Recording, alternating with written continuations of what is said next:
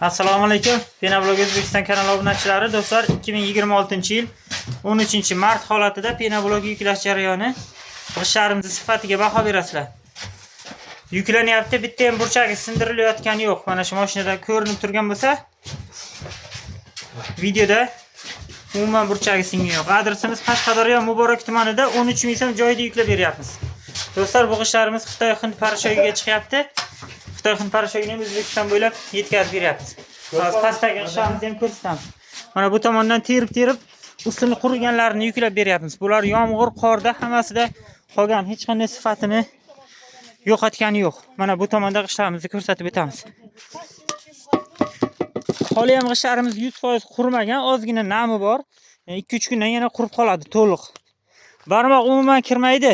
Barmoq kiradigan g'ishtlardan emas do'stlar. Kelib ko'rib olaverasizlar. Mana ovozga baho berishingiz mumkin.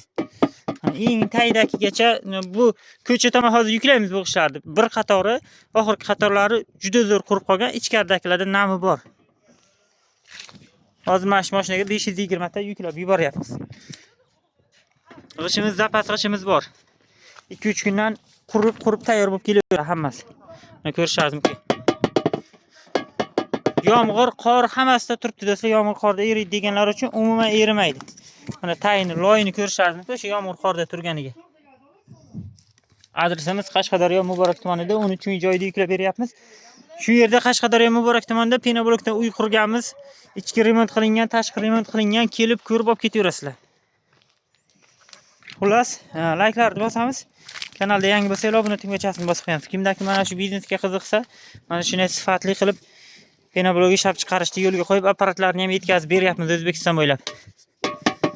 Mana ovozini ko'rishingiz mumkin. Bu g'ishtlarimiz mahsulotdan umuman ekonom qilinmagan holatda chiqyapti.